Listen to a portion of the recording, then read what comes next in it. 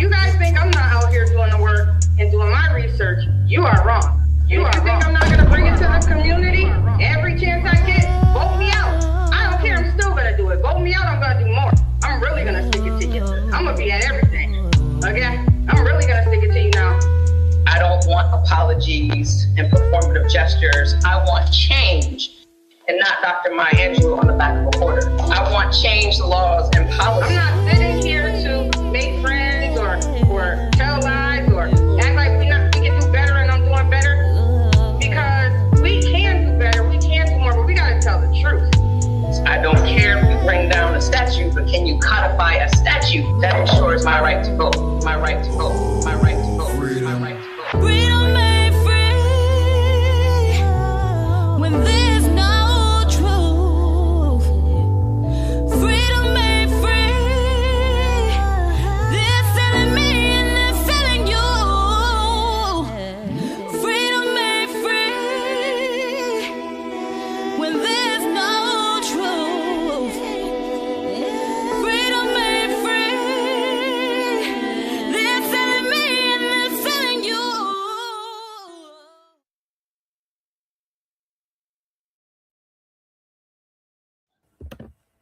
Good evening, everybody. Welcome back to Civil Disruption. I'm D. Moss. I'm Tracye Whitfield. I was a little slow on the cue, D. It's the first day back in a while, you know. So we just want to welcome people to the show.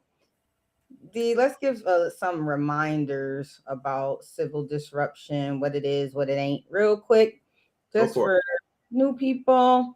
So we are practicing the discipline of disruption, which is organizing, educating, and activating, or educating, then organizing, activating.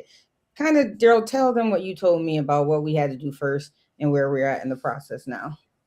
Okay, well, where we're at, it's all about making sure that we educate. Educate means building awareness, creating a shared understanding and a shared vision. We need to all be moving in the same direction. And in order for everybody to understand that, it's like putting together a puzzle. We want to make sure that people see all the puzzle pieces, make sure they're aware of all the options so that we can create an educational type of situation where people are aware of what's going on. That's the first step. We got to educate. Second step is mobilizing, turning awareness into energy and taking that energy and getting everybody like amped up and ready to do whatever it takes to make sure that we move forward an agenda that's going to be beneficial to our community. And I think at the end of the day, that's the end all to be all, making sure that our families are straight, making sure that we're protected politically, making sure that our values are reinforced culturally, making sure that we're moving forward spiritually. And in order to do that, we got to educate folks and we got to mobilize folks to do that. The next step would be to organize. Organizing is when you're building the structure, when you're reminding people that we're not looking for personalities to be leadership. We're looking for everybody to take leadership roles depending on what's going on. It's about creating a sense of leadership, identifies who shows up consistently, who's influencing others, who's doing the research. That's the organizing part. The final step is the action step, where we start applying pressure and creating social and political change that would benefit us economically. So all those steps are critical. And once we do that, we can create change. We can get the change that we want. Absolutely. Last couple of decades, a lot of us have spent time, myself included, pointing fingers at the theys of the world. They are not doing this and they are not doing that. And the only thing Tracye and I are saying is we are the they. It's us. Right. We are the they. That's my snapshot dissertation. All right. I love it. Also, Darryl, I just want to add, we got to be intentional in what we're doing. We have to challenge these norms, these harmful norms, the systems, the narratives, especially about Black people. This is a Black-led movement, idea, and voice to interrupt business as usual. We're going to do it on every level, municipal, state, federal, and within families. Like there are norms that have to be changed in corporate and nonprofits. There are systems changes that have to take place. This is nonviolent, but it is intentional. And we will expose inequities. We will challenge entrenched systems. We're going to do all those things to advance our social, political, and economic justice for us. so we can grow as a people. And so that's how we are going to continue to move. We're going to keep educating. We're going to keep organizing, and we're going to keep activating. And we need all of you to get involved. You put something on Facebook today that I really liked, Darryl, when you talked about leadership, because a lot of times I get a lot of messages about, you're the leader, what are you doing? You know, and so I like what you put on Facebook today, that leadership does not come with a title. We are all leaders in our own right. We all have something to offer. We all have something to give. And I know with the title comes more responsibility, but it doesn't mean that you're less of a leader than me because I have a title. I just went for a position and got it. Hence the title, right? We can all do that if we want to, if that's our calling. But true leaders are behind the scenes helping us get to where we are, where we need to be. Like, you're a leader in your own right, but in my campaign, when I first started, you was all the way behind the scenes, but you made sure I had the knowledge that I needed to be successful. And to be a good leader behind the scenes, not needing the public recognition, I mean, that is very humbling and it's very needed. And I am grateful for people like that. So yeah, I wanted to say those things real quick. And thank you, Darryl, for personally, even through this situation that we'll get into in a minute, being behind me and just like the article that you wrote, I didn't know they were coming. I didn't tell you to write anything. I didn't ask you to write anything. I mean, this came from your knowledge and your heart. And so when you and the Hearst came forward, and Desi Jackson and Julian, and just like the community, oh my gosh, the community came out so fierce, so sharp. And I want to tell everyone that dropped a message to me, people I did not know, of all races, all backgrounds, color, creed, sexual orientations, all just like so many people came out and supported me. I did not even realize that many people even like follow me or watch me or anything like that. And it was so like what I needed at the time, because I was a little bit, I was distraught. I was hurt. I was I don't want to say broken, but a little bit cracked because it was hurtful. It was hurtful. And we will get into that. But I just wanted to say thank you to all of you for your support from the bottom of my heart. It meant everything. I never even knew I had support out there like that, D. But you, my dog. What I do? You that guy. You that guy. You Justin Hurst. Rick Hurst, Margie Hurst. That whole point of view. I mean, if people haven't seen the point of view yet, go read the point of view. I mean, really read it. You pushing the point of view? I said, oh, abso-friggin-lutely. You mentioned the part about the community, man. It's like it was one of them things you read about. Yeah, but to experience it and watch everybody galvanize around you, there was no what's so dope about our community is, and it's so crazy because people a couple of weeks ago, about a month or so, we talked about historic organizational efforts. Then people talk about the Big Five. We talk about MLK. We talk about Ralph Abernathy. We talk about Dave White and all those folks, not realizing that the March on Washington, all those major city municipal boycotts, they were organized by folks just like the ones who were hitting you up on social media and sharing posts and putting out information. Man, listen, I found some brilliant brothers and sisters in our community. Some of the things they were writing, I was like, ooh. I know. Even like I had made a post about Charles Stokes because we battle sometimes. We be at it. One thing he said to me is like, I can come for you, but can't nobody else come for you. And and I was like, well, I don't know if that's a thank you, but thank you, because he stood up publicly when others in positions that you think will stand up for you publicly don't. He did, and so I definitely appreciated that. And so many others like that just really stood up. Brian Thomas, oh my goodness, he went in. He was talking about it everywhere. He had my bad. Brother Johnny, like so many people, I don't want to miss people by calling people out, but I still feel it emotionally. I haven't met him in person. Your man Wadi. Yeah. Is that his name? Wadi Jenkins? Yo, listen, his posts were like, listen, man, there were some people, and it's kind of like people go, well, that's social media. Nah, because a lot of those people back that stuff up physically, in person, wherever they were at, on the streets, the barbershops, the salons, the supermarkets. People were talking about it, and they were pushing other people to get involved and being aware. So for like, anybody who attempts to devalue what took place during that 3 or 4 weeks period, oh my God, when you have an entire municipal system coming at you and attacking you,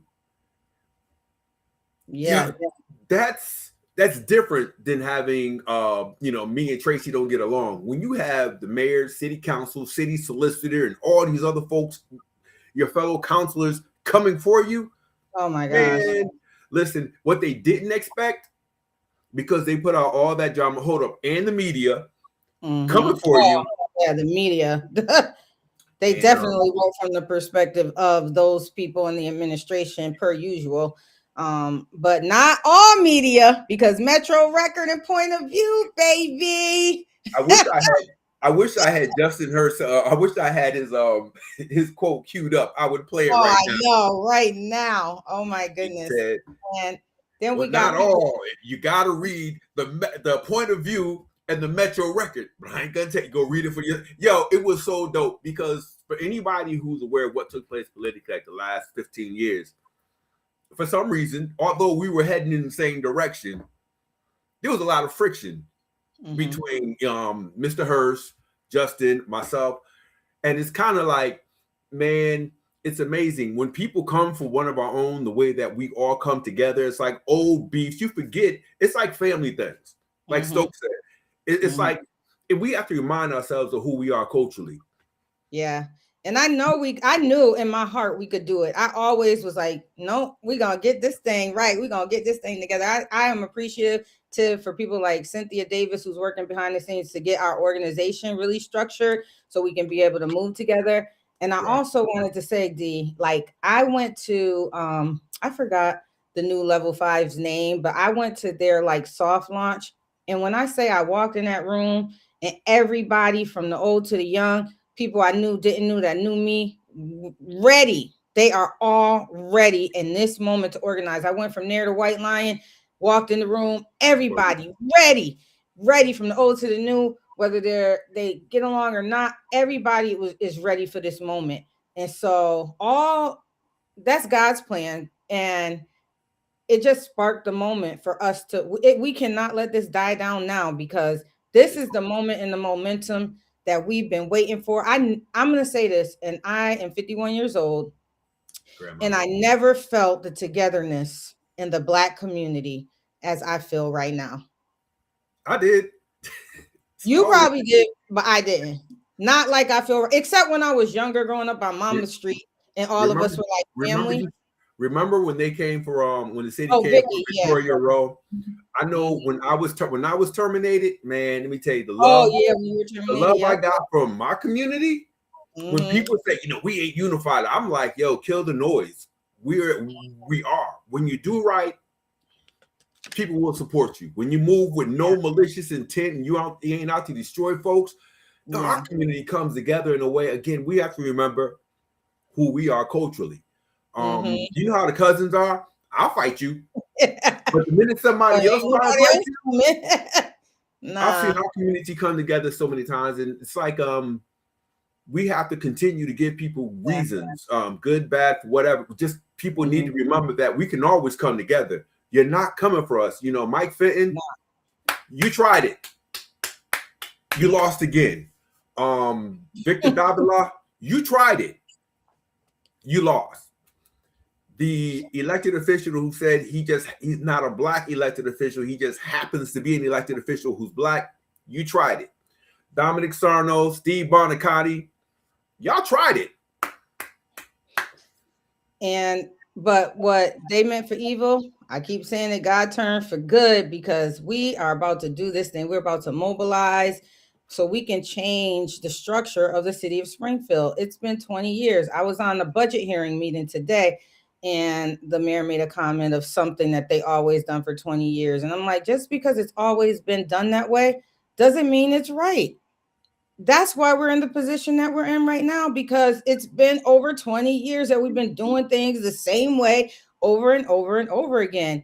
And people got to wake up. It ain't about, okay, the mayor did this one thing for me 10 years ago. He helped my family 7 years ago. It's not about your personal relationship. It's about the betterment of the city of Springfield. It's about the betterment of the community. And so we got to get past that singular act that was done. That's his job. Everybody expects me to help, right? It's my job. That's what they voted me in for. It's the same type of situation. He helped you because he was supposed to help you back in the day. But where's the help now? Are we still getting the same level of help? Is our city growing? Is our economy growing? Or are we losing businesses? Like, it's like we really got to look at the dynamics of where we are, and we got to keep it moving. You know, we got to get moving. Absolutely. And the way to move is we are going to mobilize together, and we are going to make these changes together. And it's going to be a unified act that we are going to do together. So I know I can be on this grateful soapbox for a long time, D, but I did want to tell you the word of the day if you're ready for it. I'm ready for it. Okay. It's duplicity. Deceitfulness, or being intentionally two-faced, especially when someone hides their true intentions or act dishonestly. So just being deceitful and being intentionally two-faced. That's what I got of it. Intentionally two-faced. Like these people were plotting the whole time, smiling up in my face. You know, I still got a job to do. I still got to work with them. I'm gonna do my job. But now I see your whole being. And the beautiful part is people were exposed to the possibility as we talk about leadership in terms of how to continue leading and remaining a sense of objectivity, a sense of fairness, sense of neutrality. With, you know, despite everything you were going through, you could have went live. You could have, there's a number of things you could have did, and you could have been really subjective, but you didn't. You were objective. The whole entire time, people, that's leadership. When we say that, well, you know, give me a role, give me a model that I can use to base leadership off of. Man, we can look nationally. We got Jasmine Crockett. We can look locally. We got Tracye Whitfield. Not saying that to, you know, stroke your ego. You know, you may have been melting under the surface, but other than that, you kept your cool. You kept your calm. You had, you know, rational, logical, chill-tempered conversations with your colleagues throughout the entirety of this. You didn't pull no race card, none of that. You know, so that's dope. And I say that, you know, for all the folks who are viewing, you don't have to be a city councilor, mayor, state rep, or a state senator to conduct yourself like that. When we move with intelligence, we're dangerous. We're even more dangerous. And I think they expected everyone to do what we've done in the past and start, you know, there was some folks who started on that, you know, well, she should get herself together. And then, man, before I can go and comment, there was 50 people commenting and checking. Oh my gosh. Like Shayla was on Western Mass News going at everybody, just giving it to them. Angela Thorpe, like so many people were doing that. I can't even, and I don't even go on the media sites and read the comments too much, but people were like, you got to go look at how people are fighting for you. What's his name? Josh. Like so many people were doing it. And I am so grateful. A little bit, I want to talk about what the resolution meant, you know, let's get into the agenda of the show. Let's go for it. Okay, let's go for it. So basically it was in the media what happened. I did make an error. I was supposed to step down from the city council podium when Jets Property Development, which was my company and my son is a part of the company, he was coming for a discontinuance of a street. I was going to recuse myself from the vote. I did not realize that I was supposed to step down on a deliberation. Now, this was only my second city council meeting. The first one was all love, getting sworn in, doing all the niceties, and I had one more after that. So this was only my real second city council meeting, and that was a mistake. And Mike Fenton, I think he waited 12 minutes when he knew in the beginning. So that was kind of like planned. And he was the past president. He always like, if you need help, ask. Da, da, da. So you didn't think to help me in minute 1 or 2. Okay. Anyways, so I stepped down. I immediately call ethics. I immediately send an email to the law department asking for solutions for me. Now, there's a lot of ethical things going on in City Hall. I worked in finance. There's a few that I could name publicly, but I won't right now. But there are a bunch of ethical things going on. I'm pretty sure they have a bunch of ethical complaints, but what they didn't do is send them all to the media like Steve Bonacani did for mine. And so it went out of proportion in the media. I called ethics before anybody did. I sent ethics a written testimony even before Steve Bonacani did. So if ethics is going to investigate, they are not investigating right now. So I'm not under investigation. That's another thing. Third thing that I want to point out is what a resolution is. So we write resolutions all the time. We write resolutions to the governor. We write resolutions to other elected officials like state reps and things like that. A resolution only is a statement. It has no legal teeth to do anything. So when they put the resolution for a vote of no confidence out, people like Brian McFarland and all those guys was giving false information on Facebook, talking about, oh, this is going to be bad for you. You're going to step down. But then in the next sentence say, but I like you. No, you don't, because you're trying to create a narrative that's false and not true. And I'm not going to let that slide. I had to say that, and I mean that. You are not my friend. You don't like me. And a resolution only is a statement. That's all it is. Even if it passed, it doesn't give the city council the teeth to make me step down. That would have had to be a personal choice. Okay. If I step down. So that's where we are, D. And then the other point I wanted to make is because there was a narrative going down around about Victor Davila saying that I endorsed Mary Johnson. I went to lunch with Mary Johnson. I like Mary Johnson. Tracye, hold on. I just want to say this because I wouldn't even bother with that. I know it's going around. But what I wanted to say is when I have endorsed somebody, you would know. Like when I endorsed Justin, you knew. It said endorsement. So I don't want that to be his excuse for being his reason, because he know that that wasn't factual. When I endorse Mary Johnson next time, he will know it. So that's why I had to put it out there, because he wants to have an excuse, and I'm not going to let that be it. You know what? And for those who voted for him, should you happen to see this video, understand that real leadership doesn't engage in petty retaliatory efforts. It doesn't matter. As a professional, it doesn't matter who you endorse. For him to come back and be that venomous because he assumed that you voted for someone else, you want to talk about an ethical issue? That's an ethical violation. So it's like, to even, for me, to hear someone even to adjust that his trivial justification for coming after you publicly is ridiculous. I think I know why they came after you, and I think I put it out there. Do you want to put it out there again? Yeah, the bottom line is the mayor is sick, folks. Again, not wishing ill upon anyone, but it is what it is. I've had numerous family members who have transitioned due to cancer. He has cancer. It is serious. They're concerned that should he have to step down, what they do not want is a Tracye Whitfield to be city council president. Should he have to step down, the city council president becomes the interim mayor until a special election is held. During that period of time, there could be a lot of changes. The bottom line is they don't want her in that position. Mike Fenton, way back when he was going to run against Mayor Dominic Sarno, was told by Richard Neal and members of the Irish community that it wasn't his time yet. That was an actual conversation. So he's been waiting patiently on the sidelines, thinking that he has enough political support to run for mayor and win. Not the case.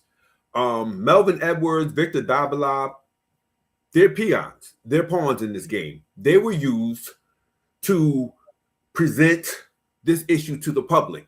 Mike Fenton never wants to come out looking like the bad guy. You want to talk about, what's the word, duplicity?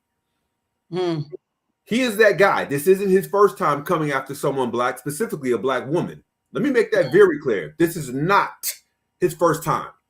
The last time he did it, he hid behind the late Henry Twiggs. This time he's hiding behind Melvin Edwards and Victor Davila. Mike, be a man. Step up. If you really want to challenge, if you really feel as if you want to debate this issue and have it out and talk about your position and positioning within the city of Springfield, your positioning within the black community, I'd be more than happy to have you come on. I would be more than happy to have this conversation with you and debate what you've been doing behind the scenes to negatively impact the quality of life for black people. I would love to do that. Yeah. There are always reasons. And it's not, it had nothing to do with your issue the day dealing with Jets. It had nothing to do with that. Dominic is also mad that you testified against him. They're going to hold that against you for a minute. So I'm just throwing it out. It is what it is, and people need to be aware of that. They need to be upset about that. The bottom line is, Councilor Whitfield is just trying to conduct business as usual. Everything else that she has done has been exemplary. Period. Yeah. They don't like to be challenged, and I'm a challenger. I'm a challenger. I'm a disruptor, civilly.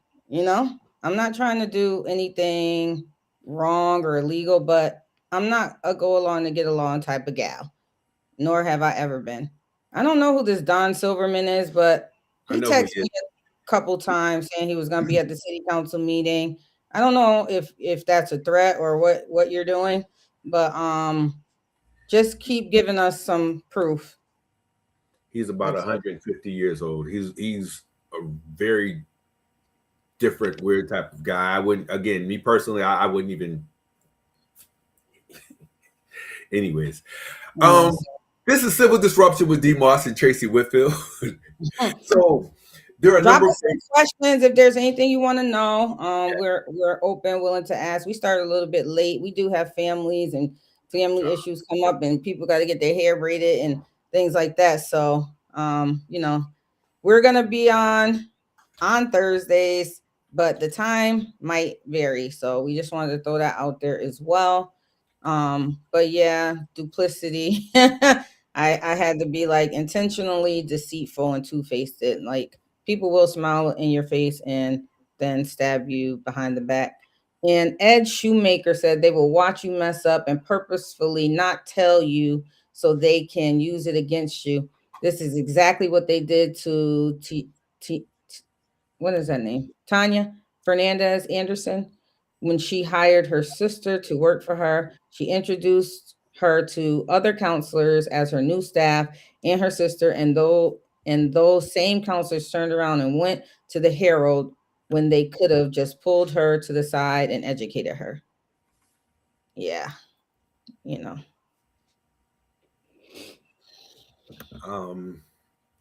For those who don't know, there is an event coming. Oh, before I get on to the announcements and everything, Tracye, what else do you have anything else on the agenda? Things that we definitely need to discuss. I just wanted to say the vote of no confidence did not pass.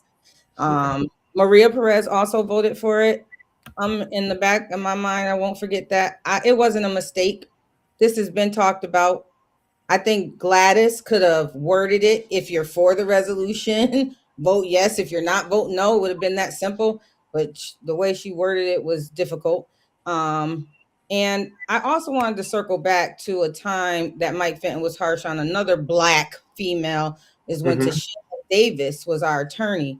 Tashina made very little mistakes. But when she did, he publicly said something to her in the city council meeting That has not been happening with the current clerk. And he did it a couple of times that made me feel uncomfortable. And so he felt uncomfortable with me, and I felt uncomfortable with him in those moments. And he hasn't done it to this current clerk. And mistakes have been made.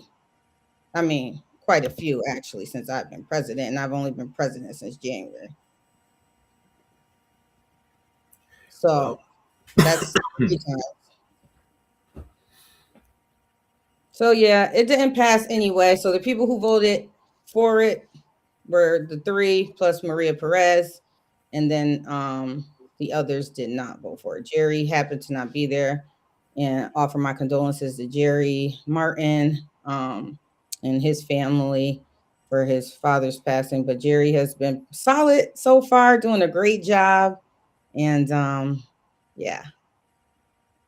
So that's what's up. Mm-hmm. And kudos to all the counselors who supported you. Yes. You know, you got to give them credit. We can't leave Justin out. Can't leave Justin out. I mean, bravo. Bravo, Justin. Bravo, Mrs. Hurst. Bravo, Mr. Hurst. Bravo, Darryl. I don't know how many times I watched that video clip. I don't know how many times. I think I saved it. I'm going to keep it, and I'm having a bad day. I'll probably just turn it on and watch it. It was, he came with receipts, and he shared each and every one of them perfectly. That's all I'm going to say. Kudos to Marlo Brown, who stood behind you 100%. Got to shout out Marlo. Yes, you know, Marlo. that's a good look. LeVar, he stood. Yep. He made his comments about what his mom taught him. So, you know. Oh, no, absolutely. Listen, man, people get critiqued when it's time to be critiqued. Zeta. Oh my gosh.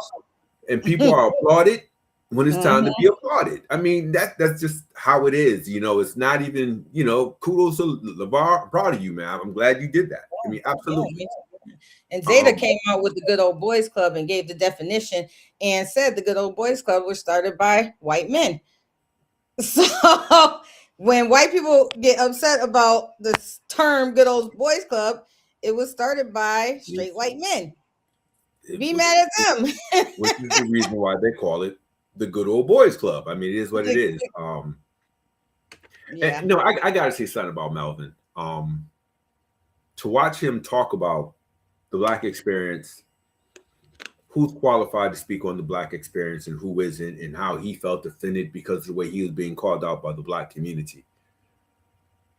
Melvin, I can't even say brother. Melvin, the way you conduct yourself, the way the impact you've had on our community has been extremely adverse. And it's just, bro, you're not in a position to speak on the Black experience. I challenge you to come on. We can have that conversation. We have a cordial conversation about it. I was offended when you spoke. As I watched it on Comcast, I was offended. And I talked to quite a few people who were offended. It's like, dude, you cannot portray yourself as a neutral Negro, and then you want to come out, you know, with a fairly, I'm absolutely Black on issues type of counselor when, you know, when the heat is on. Let's not do that, man. I say consistency is everything. Stay in the lane you're at. Stay where you are. That's not from Tracye. That's for me. Stay in your lane. I mean, it's like, he was like, the only ones who really attack me are my people. But you're always on the attack of your people. And then you want us to stand behind you. I don't know how that works like that. You know, you're not standing up for us. You're not. Stevens, just cut it out. So with that, let's go on to something positive. All right. Let's move on. So we're activating, we're educating, so we can get active in this thing. If you want to be involved, hit us up, put your name in the chat, so you can get involved. We want everybody involved, every age. We just want you to get involved, Black community. So we talked about the word.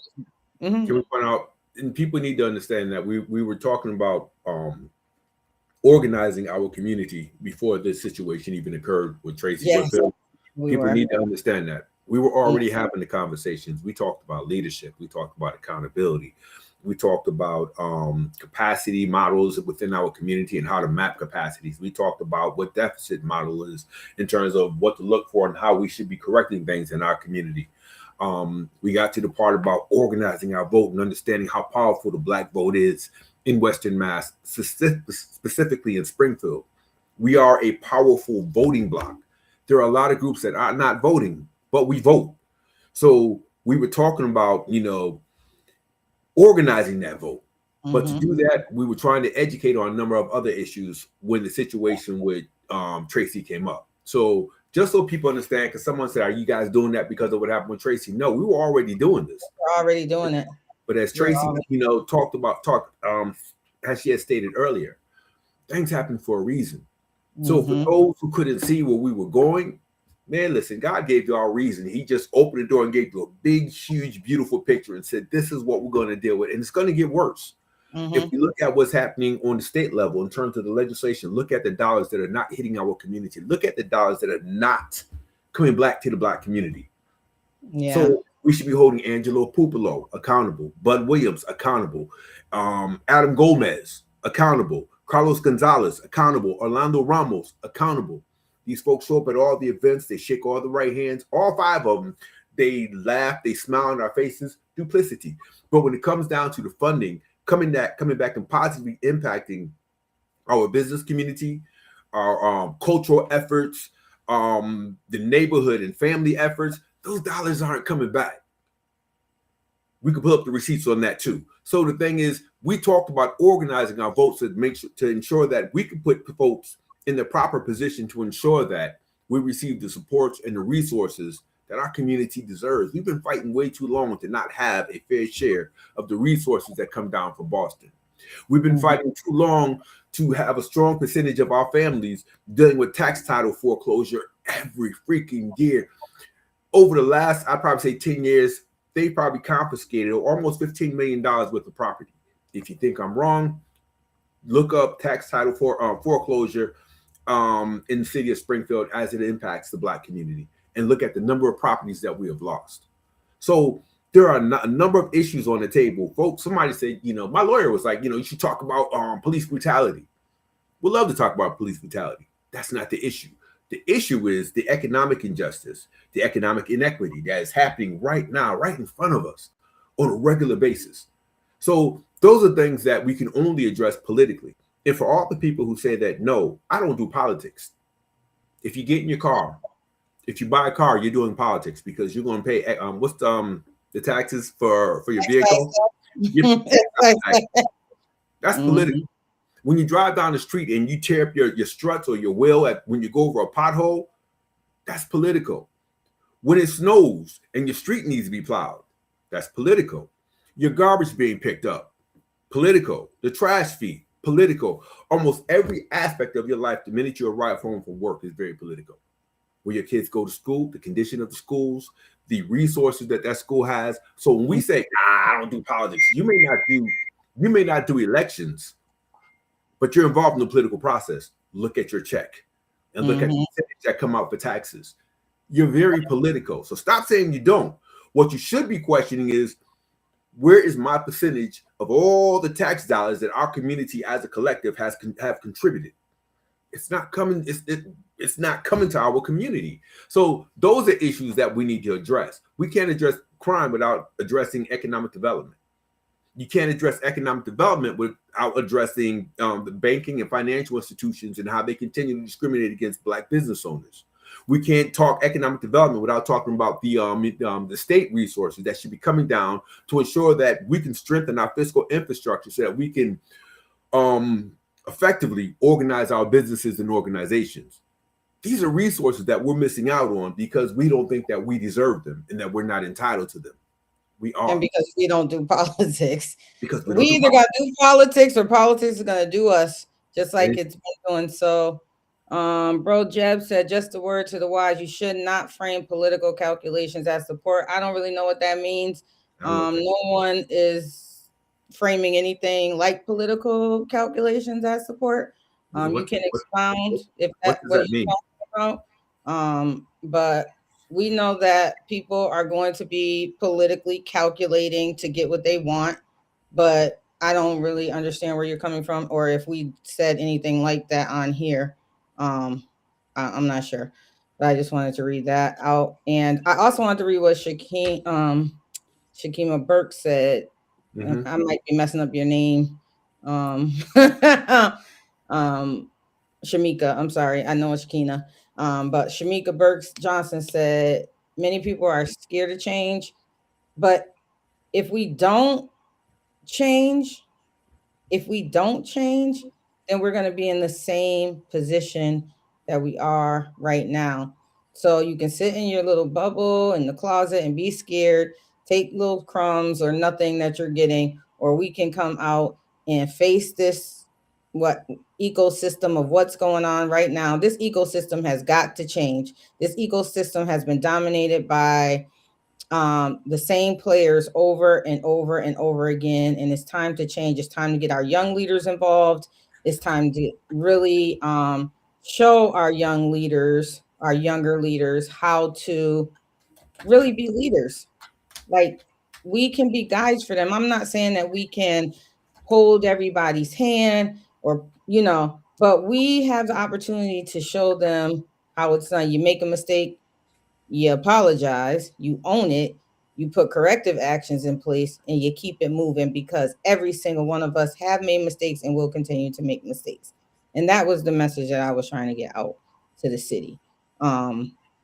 So yeah, people are afraid of change, but Folks, not to be afraid of what is it? What is it saying? Nothing to fear but fear itself.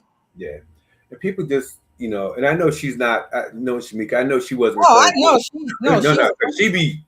she's on it always. But Yeah, for those who are, people need to understand, it's like, I think there are people who are more, how can I say this? It's easier to attack ourselves. It's easier to attack the man you see in the mirror every day than it is to attack a system that you don't understand. Mm-hmm. It's easier to attack, for Black folks to attack other Black folks in the name of Black folks, as opposed to addressing white folks. Proximity is what it is. Proximity to them is what it is. The political climate, it always impacts Black communities disproportionately. Mm-hmm. People need to be aware of that.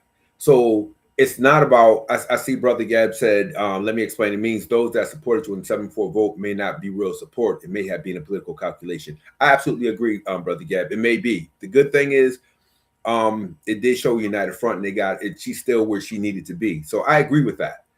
But in terms of where we are politically across history, shifts in policy around voting rights, education, housing, criminal justice, economic investment have always had direct and outsized effects on the Black community. That hasn't changed. It will not change. There are a number of issues right now that they're addressing in Washington, and we need to bring Richard Neal to address. Matter of fact, I think we should bring the SAVE Act right now has passed the House. It has passed the House. If people don't know what the SAVE Act is, you need to look it up. It's forcing people to confirm that they are United States citizens and their identities. I remember people calling me, even from Puerto Rico, even older people that lived in the South that cannot find their documents. They can't obtain their documents, but they are born and raised Americans. They're not even, that is all voter suppression. And so we need to really do our research, and we need to hold people to the fire, because when they're voting for certain things, like what did Richie Neal vote for that day? For the guy, he voted to support ICE and their operational activities. He voted for a day of remembrance or whatever it was for Charlie Kirk. Yep. Between Kirk and ICE, people act like he's a celebrity. He's a nice guy. When you see him, soft-spoken, we'll talk to you. But man, someone being, treating you like a familiar is different from someone treating you like you're familiar enough to ensure your support. Or to ensure their support. Doesn't happen. We have to worry about voting access and districting right now. It's amazing. Look what happened in Texas. Educational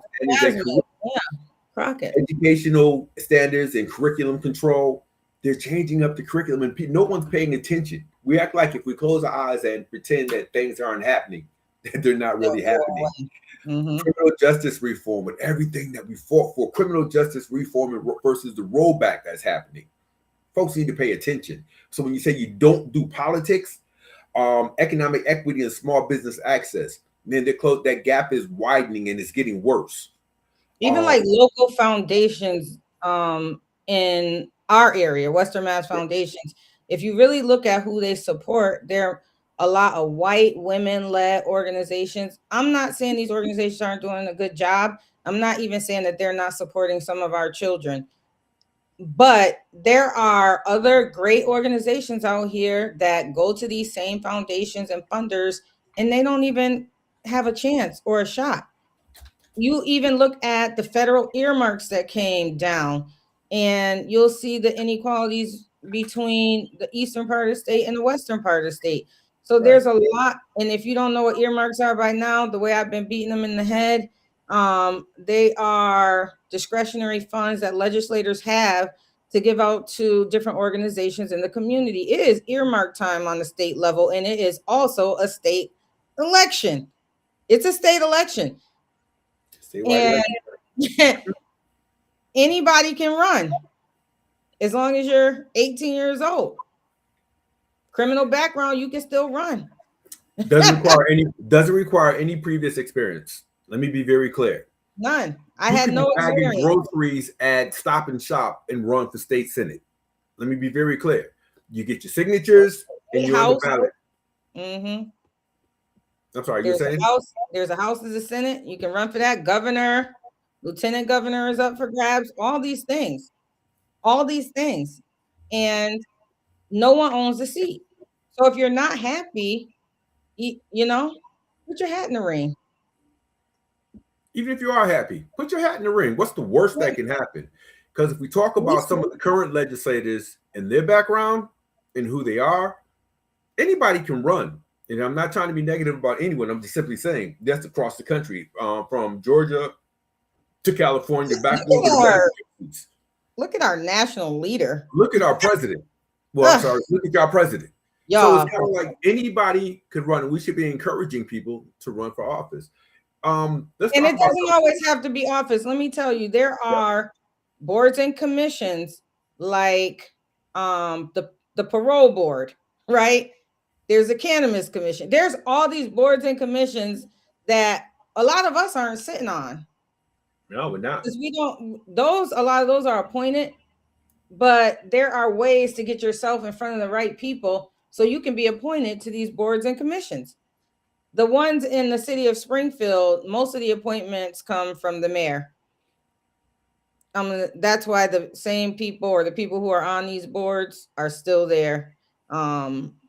The planning board got a new person and he retired, and the mayor knocked on his door. The Board of Public Works, and asked him, did he want to be on this board? That's how he got on, from a friendship. But we should have some qualifications or some type of criteria to get on these boards sometimes. But that's not the case. But we need to start positioning ourselves and learning, because a lot of these boards and commissions make huge decisions for our community as well. Yep. So there's just so much happening, and people need to be aware of it. Right now, we should be hosting debates with Jeremy Whalen? Yeah, Jeremy Whalen and Richard Neal, because there are a number of national issues. I'm gonna flip back to the national. I know a lot of times we can be Springfield centric, but you talked about the Safeguard American Voter Eligibility Act. That requires, Tracye said, requires proof of U.S. citizenship, like a passport, birth certificate, to register to vote in federal elections. Critics argue that it could disproportionately impact Black voters and others who may not have easy access to that documentation. Voting Rights Act of 1965. It's been weakening. Historically protected against racial discrimination in voting. The Supreme Court decision in Shelby County versus Holden removed federal pre-clearance protections. The result, states now have more freedom to change voting laws without federal approval. Dangerous in states that have historically discriminated against Black people and put obstacles in the way of voting. The John Lewis Voting Rights Advancement Act would restore key protections removed by shall be, requires federal oversight for states with histories. Read slower. I can't even hear you. I'm trying to read as slow as I can. I talk fast. You're not. It requires. You got jokes. The John Lewis Voting Rights Advancement Act would restore key protections removed by shall be, requires federal oversight for states with histories of discrimination. It's been stalled in Congress. These are things we should be talking to Richie Neal about. I'm not targeting him. He's in a leadership position. We elected him to go to DC. He needs to be held accountable. He needs to respond to all of this stuff. He doesn't address any of this. There's the For the People Act. It's proposed expanding early voting, automatic voter registration, and campaign finance reform. It didn't pass, but remains a major reference point in voting rights debates happening in DC now. On the criminal justice and policing strata, George Floyd Justice and Policing Act proposed banning chokeholds. There's a proposal which would ban chokeholds, limiting qualified immunity and creating national policing standards. It passed in the House, but is currently stalled in the Senate. There's the First Step Act, bipartisan reform aimed at reducing recidivism and adjusting sentencing laws. It expanded early release programs and prison reform efforts. There's the Education and Cultural Policy. There's the Stop Woke Act. Restricts how race and systemic inequality can be taught in schools and workplaces as part of a broader national trend around limiting certain discussions of race. On social media, you can barely mention race without being censored out. So in the classroom, they're changing the curriculum. He will talk about historic revisionism. They're changing the story of slavery. They're changing the story of the impact of blacks, in the United States of America. They're changing the role of immigrants on the United States of America.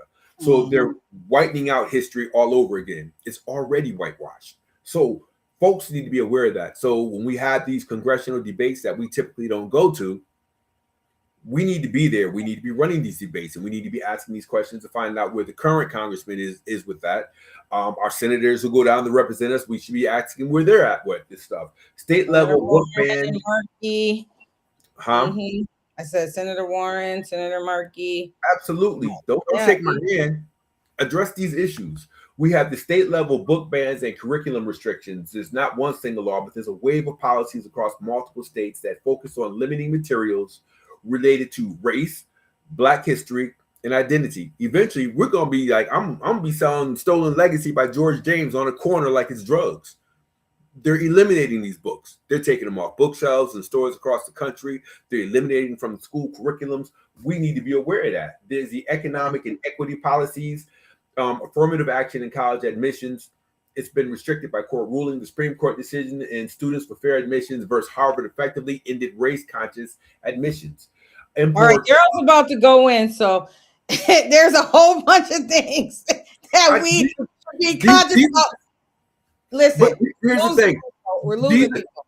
I understand that, but folks need to know that here's the thing. I would love to give everybody lollipops and bubble gum and tell them, you're right, Drayton, I should have slowed down. I would love to give people lollipops and bubble gum and say that, shit isn't as serious as it is, but it really is. And these are issues we need to be addressing on a state level. So this is a state election year. We need to be ensuring that Massachusetts is going to continue to support all the things that they've been supporting. And it can't change because our families can't afford it. So to not bring this stuff up and not, give people a quick snapshot summary. Yeah, but I couldn't hear you anymore because it was too many going so fast. So I think we have another way that we can get the information out to people. With crayons and coloring books? Sometimes that's how people learn, through art. I don't know, art and culture. But it is all very important. When I go back and listen, I'm gonna hear it all. But in the moment, it was. We need to understand we have two different styles. Yeah. My job, and I'm consistent when I was on the radio and stick. I'm gonna throw information out there. And I don't believe in a softball approach either. I'm going to put it out there or I'm not. So I understand we may lose viewers, but I'm hoping people will listen to that, pick up bits and pieces and go research it so we can get this information out, because these are things that need to be addressed. It's not all important. Everything you said is very important. sometimes you just can't digest it all at once. That's all I'm saying. Some people can, some can't. I can't digest all that information at once. I rather it be written on your page and I can go research it. That way, that's just my way. I'm just saying I was lost. I was lost. Okay. It was on me in the moment. But just for the sake of clarity, I don't do things right. But for the sake of the show, we're gonna keep it moving on. Go for it. One thing I do want to talk about though that's happening right now is budget hearings. There, we're gonna bring it back to local budget hearings. Mayor's budget hearings are happening. People can watch them. City councilors can participate in them. I think if you like write to the mayor or something, you might be able to participate too. But those are his budget hearings. And I just wanted to tell y'all real briefly when the next ones are. They are in the mayor's conference room, room 205, 11 to 1:30. I never seen them had security out there before, but police was out there when I went to the budget hearing. Really? On Wednesday. But it's 11:30 to 1, the budget hearing. So you learn all about the budgets, where they're going to increase the budget at, what programs they're going to increase the budget at. I mean, this is the time, folks. You can go to 205 and you can ask some questions. I know I am. And blocking my lunchtime out to be right in those budget hearings so I can ask the questions directly to the mayor. So the next one is 11 to 1:30. I will also put the link where you could watch it live on my Facebook page. This is where property tax go up. Like right now, the budget is going to be $1 billion. Okay, we're at a $1 billion budget. I think it was 5 years ago or 7 years ago, we were right around 600,000. We're at $1 billion budget, so it's continually going up, and property tax has to cover it. So if the budget goes up, what do you think is going to happen to property tax? They're going to go up. The mayor got a little bit offended when I said MGM funds, the $2.5 million we get for community reinvestment money, could be used to decrease property tax. Not all of it, but a portion of it, because those funds are now totally in the mayor's control. There was almost $15 million sitting in that account. Darryl, where do you think the most of it went to? If you had a guess. I'm gonna say parks, police, downtown reinvestment. Downtown reinvestment for the street, for the private ways, for all these things. Downtown reinvestment. And he got offended. I do stuff for all parts of the city. I didn't say you didn't, but you do the most for downtown. And he had to agree. You can go back and watch it. Focus Springfield taped it. And so you know that I'm telling the truth. And I'm saying, I'm just giving a suggestion on some money that can reduce the tax burden, because it is going to go up. And that was one of the suggestions I had. So, if you can get down there to hear the information for yourselves, do it. If you need to go online and watch, do it. If you need to even go back and replay it for yourselves, this is the time when we should be talking about property tax.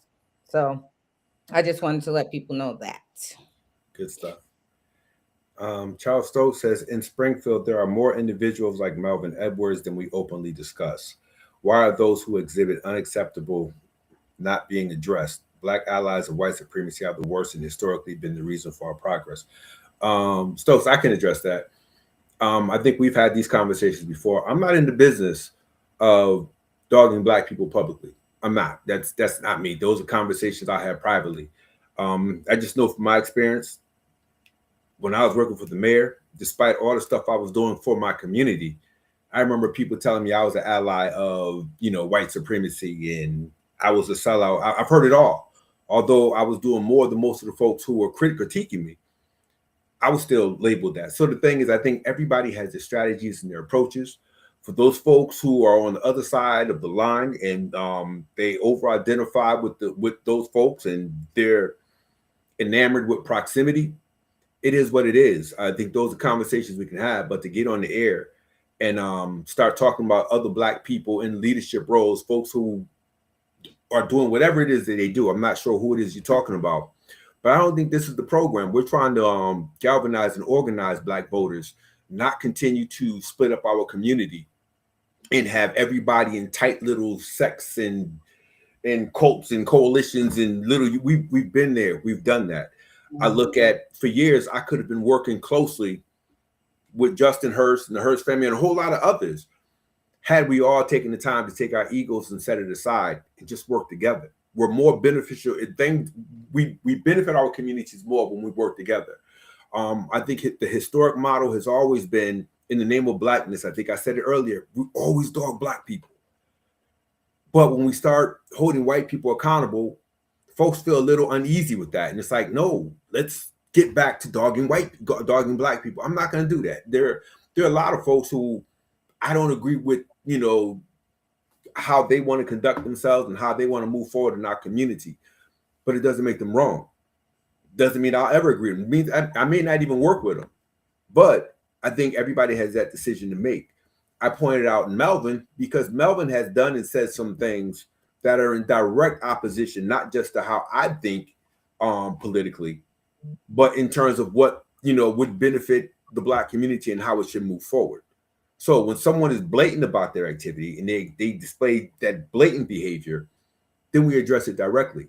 But to just start, pulling out a list of Black people and start critiquing anybody that doesn't fit our mold of Black leadership, Black engagement, or Black involvement, I think that's counterproductive. I'm not good at it. I've never done it. And I don't know. I'm not going to do it today. I'm in the business of developing allies within our community. People I've never worked with who I look forward to working with. So and I think Melvin Edwards only came up because we were talking about the situation with that happened with me, and he was part of it. So I think that's the reason that his name was even mentioned at all. We're trying to unify here. I'm also not going to get on here and dog Black people. I'm just not built that way traditionally. We were talking about the specific situation, and he was a part of that situation, and that's why he was mentioned. But I did want to read a comment from Nia Johnson. She said, "This is good. I hope future discussions you all have talk about potential upcoming ballot questions." I know a couple ballot questions I want to talk about. One is that housing. What is it, Darryl? The rental. Oh my God, rent increases. Can't even think of it right now. Somebody else will. My mind has these brain fogs.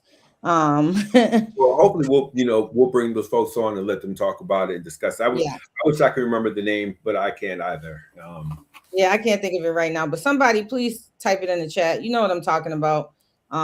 Where the rent increases by 2%. Rent control. Thank you, Angela. Rent control. Yes. And Karen Lee said the city has a revenue shortfall. Obviously, one solution is to expand pilot or payment in lieu of taxes. I'm rebranding it as a municipal service contribution. Again, Karen, you agree with that. I don't, because right now pilot have no teeth. When they have teeth, I could support it. I could support even working on it.